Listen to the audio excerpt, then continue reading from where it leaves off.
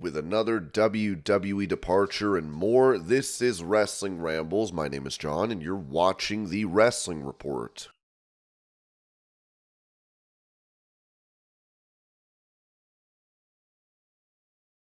On X, QT Marshall, who recently returned to AEW in his backstage role after initially leaving the company months ago, he said, "Best part about being back at Collision on Saturday, the promo shots." AEW Women's Division blog replied, "You're too cut for Meat Madness now." QT then said, "I'm not wrestling at AEW. The fans didn't like me out there, so I'm going to wrestle everywhere else. I'm a man of the people."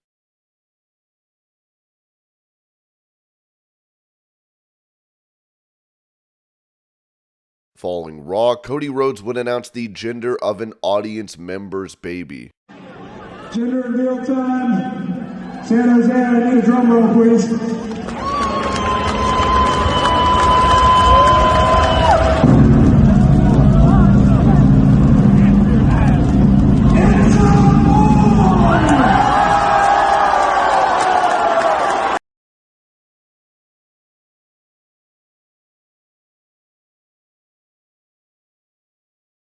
With AEW on the receiving end of a lawsuit, they have now issued a response, as Ringside News provided details regarding this. A wrestler named Anthony Dwayne Wilson filed against both WWE and AEW, accusing each company of plagiarism, market damages, product damages, personal damages, and financial damages. Ultimately, the lawsuit was dismissed on November 3rd, 2023. Judge Benita Y. Pearson dismissed the case, citing that neither defendant had been served within 90 days of the lawsuit, which was filed back in August. Most of the specifics in the original filing were written by hand, where Wilson had alleged that WWE, its contractors, and employees have on multiple dates used my creative works without permission, infringing on my wrestling gimmicks, names, slogans, and likeness. Wilson claims that he intended to launch his own wrestling promotion and had discussions with Bullet Club members to join him. He alleges that they appropriated his plans, excluding him without credit or the rightful share of the company he believes he deserves as the creator. Wilson asserts that this has resulted in various damages, including to his market, product, personal, and financial interest. He contends that both AEW and WWE continue to use his works without acknowledgement or compensation, accusing them of intentionally derailing his career. In seeking justice, Wilson is pursuing $250 million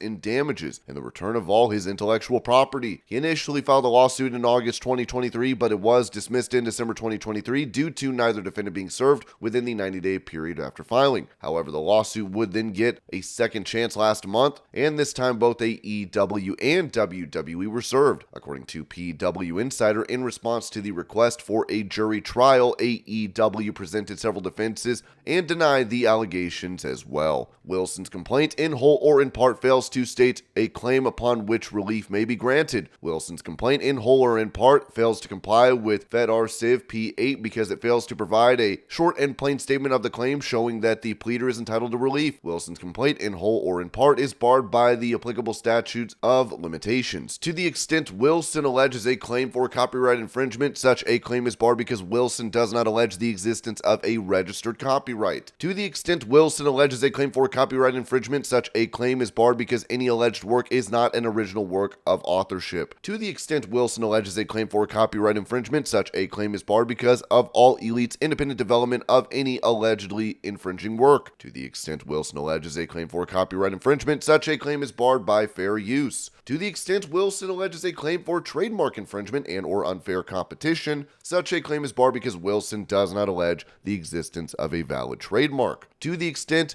Wilson alleges a claim for trademark infringement and or unfair competition, such a claim is barred by fair use. To the extent Wilson alleges a claim for trademark infringement and or unfair compensation, such a claim is barred by the First Amendment. To the extent Wilson alleges a claim for trademark infringement and or unfair competition, such a claim is barred by abandonment. To the extent Wilson alleges a claim for violation of his right of publicity and or invasion of privacy, such a claim is barred because Wilson's name, likeness, and or persona have no commercial value and or were not used by AEW for a commercial purpose or for commercial profit. To the extent Wilson alleges a claim for violation of his right of publicity and or invasion of privacy, such a claim is barred by the First Amendment. To the extent Wilson alleges a claim for fraud, it is barred because he failed to plead it with specificity as required by Fed R Civ P9. To the extent Wilson alleges a claim for tortious interference, it is barred because no enforceable contract existed at the time of AEW's alleged improper conduct. To the extent Wilson alleges a claim for tortious interference, it is barred because there was no breach of an underlying contract or disruption of an underlying relationship. To the extent Wilson alleges a claim for tortious interference, it is barred because AEW's actions were legally justified and or privileged, including but not limited to the privilege of fair competition. To the extent Wilson alleges a claim for tortious interference, it is barred because the underlying contract was unconscionable. To the extent Wilson alleges a claim for tortious interference, it is barred because AEW has no duty to contract with Wilson. To the extent Wilson alleges a claim for conversion, such a claim is barred by abandonment. To the extent Wilson alleges a claim for conversion, such a claim is barred by the non-existence of, failure to identify, or lack of value of the allegedly converted property.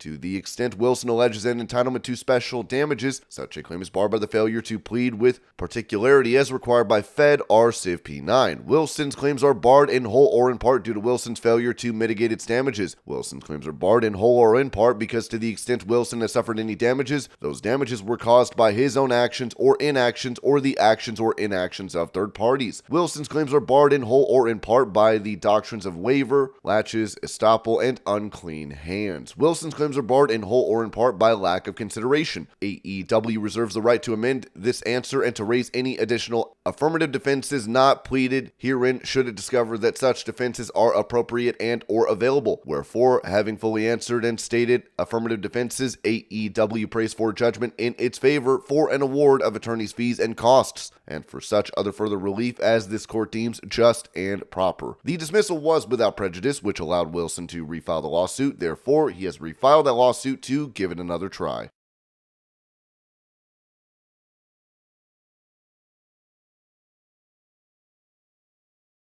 When it comes to a potential signing for TNA Wrestling, Ringside News wrote that as per a report from PW Insider, one of the hottest free agents of the industry, Alex Hammerstone, might make his way to the promotion very soon. Since his loss against Josh Alexander on January 13th at TNA Hard to Kill, TNA has been trying to ink a deal with the former. While a deal is yet to be confirmed, the ongoing interactions between Hammerstone and TNA suggest that fans could anticipate his appearance in the promotion sooner than expected.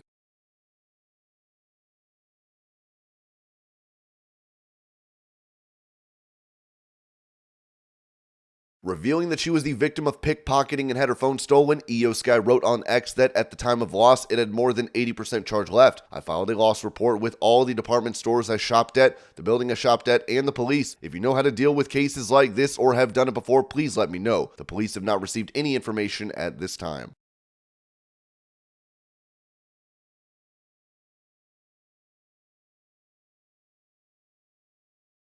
When it comes to who could be facing Gunther at WrestleMania 40, Dave Meltzer noted on Wrestling Observer Radio, I heard of Gunther and Sami Zayn, but when I watched the show tonight, it was very clear that it could be a multi-person match because they had Chad Gable. Gunther mentioned R-Truth and The Miz and Gable and Sami. I don't think they will do a battle royal, but they could. But I mean, Gunther, he seemed to be programmed with a lot of different people on the show.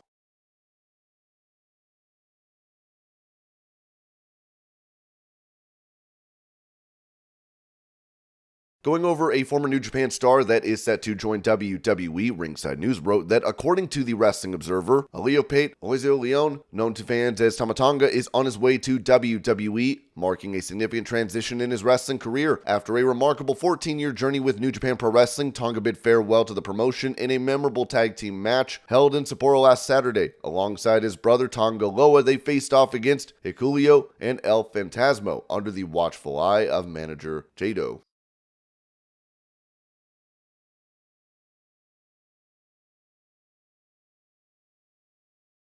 Touching on WrestleMania 40 plans for Cody Rhodes, Dave Meltzer said this on Wrestling Observer Radio. Cody issued a challenge to a singles match for The Rock that will be discussed on Friday. I don't know if they are getting away from the tag and going to a singles, or if it's just to set up for the tag. I was just told to stay tuned because it's all going to play out. Originally, it was the tag, but Cody definitely made a challenge for a singles, and The Rock is going to answer it on Friday. So, something's going down in that direction this week.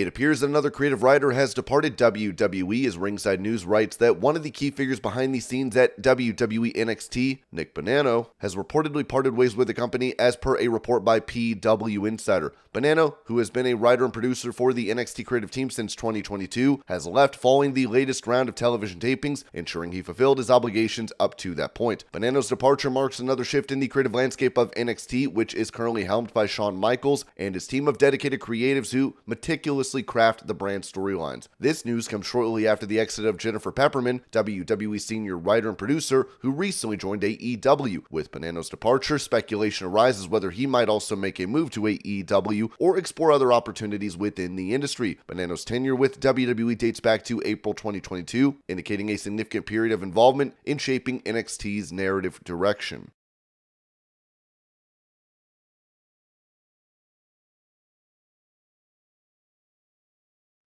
On X, Matt Cardona would confirm that he has signed a new contract with Game Changer Wrestling.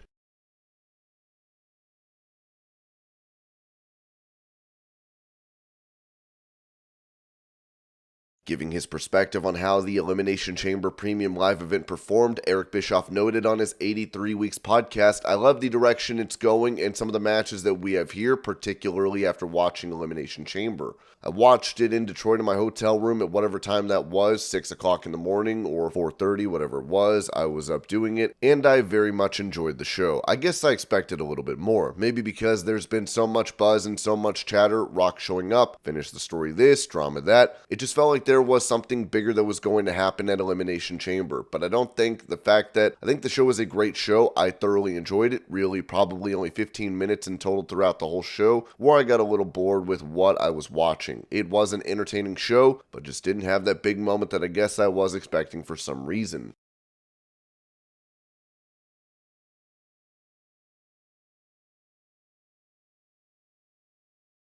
For a status update on the health of Drew McIntyre following his Elimination Chamber victory, it was said that the Scottish Warrior told Byron Saxton in a backstage interview that he burst his eardrum after competing in the men's Elimination Chamber matchup. PW Insider has since confirmed that the injury is 100% legitimate. It doesn't look like he will miss any time, as he was on last night's edition of Raw in San Jose.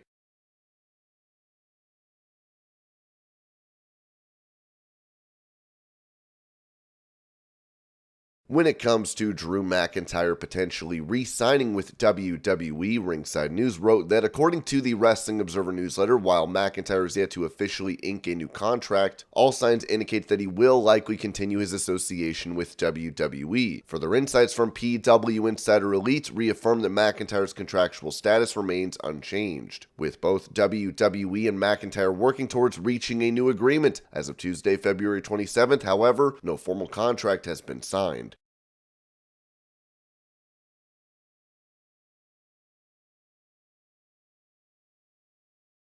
Claiming that those close to Vince McMahon will be fired by TKO Group Holdings following the accusations leveled against McMahon, former WWE star Ryback said this on his YouTube channel. The following message is for entertainment purposes only. At some point, Triple H, Paul Levesque will be removed or step down from WWE. At some point, Michael Hayes, Freebird, will either step down or be removed from WWE. At some point, Bruce Pritchard, Brother Love, will step down or be removed from WWE. You see, the abuse of power in corrupt and evil ways isn't just a Vince McMahon thing, it's a WWE thing, and the company has a rich history of covering up things with NDAs, but as you know, I am a firm believer that the truth and nothing but the truth always wins, even if it takes time. Pandora's box has been opened, and there's much more to come. You're going to see that I've told you the truth and nothing but the truth from day one.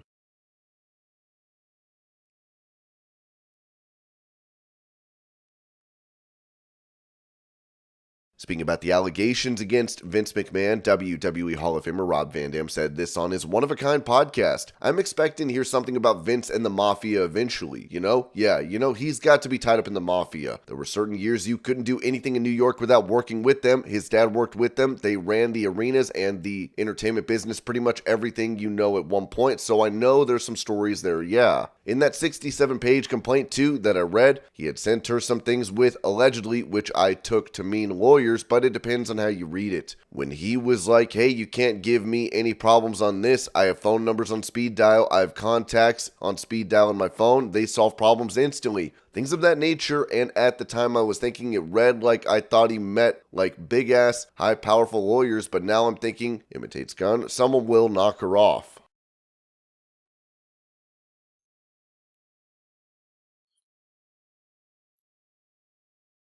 In some unfortunate news, pro wrestling legend and original Four Horsemen member Ole Anderson has passed away, with Ricky Morton first breaking the news on Instagram, writing, "Rest in paradise, Ole Anderson. You taught me so much in professional wrestling. You were tough as nails. You will be missed, my friend." An obituary would be released by his family. It reads, Mr. Alan Robert Rogowski, age 81, of Monroe, passed away peacefully on Monday, February 26, 2024, at his residence. Mr. Rogowski was a professional wrestler and wrestled under the name of Ole Anderson. He served the United States faithfully in the Army. Mr. Rogowski was preceded in death by his parents, Robert Joseph Rogowski and Georgiana Bryant, and his brother, Robin Rogowski. Mr. Rogowski is survived by his significant other of 22 years, Marcia Kane, children, Bryant Rogowski, Kristen Rogowski, Fortune Evans, Aaron Rogowski, Ethan Rogowski, Galen Rogowski, and Dana Armstrong, along with a host of grandchildren and extended family, also survives. Per the request of the family, no services will be held. Carter Funeral Home, Winder, is entrusted with the arrangements. Many in the pro wrestling business paid tribute to Ole Anderson, as Ric Flair wrote, "I am forever thankful to Ole and Gene for bringing me into Crockett Promotions as a cousin. It launched my career. I will be grateful forever for you giving me the opportunity to become who I am today. We didn't always agree with each other, but the honest to God truth is you and Gene started me. Rest in peace, my friend." Tommy Dreamer said, "I watched him wrestle thousands of times. He was great at his job, heel or babyface. Rest in peace, Ole Anderson." NWA Legends wrote, "Ole Anderson had a few peers in wrestling. He was tough as nails, could handle himself in any situation, brutally honest, which offended some, endeared him to others, an incredible mind for the wrestling business. I'm proud to say he was my friend, and I loved him for all the reasons stated above. Sadly, Ole Anderson left this world earlier today. His legacy will live on forever. Godspeed, my friend." Dave LaGreca said, "R.I.P. to the legendary Ole Anderson. One of my first interviews on Busted Open Radio was with him, and I will never forget it." Sam Roberts wrote, "Rest in peace, Ole Anderson, absolute legend." Triller TV said, "Our condolences go out to the family and friends of Ole Anderson, a true icon of professional wrestling." Brad Kane wrote, "From someone I watched wrestle as a child and grew to know as an adult, Ole Anderson was a tough old cat. R.I.P. Ole, you were one of a kind." And WWE said, "WWE is saddened to learn that Ole Anderson has passed away. WWE extends its condolences to Anderson's family, friends, and fans." And this was your Pro Wrestling News Update. I hope you're all having a great day. Thank you so much for watching, and I will see y'all later.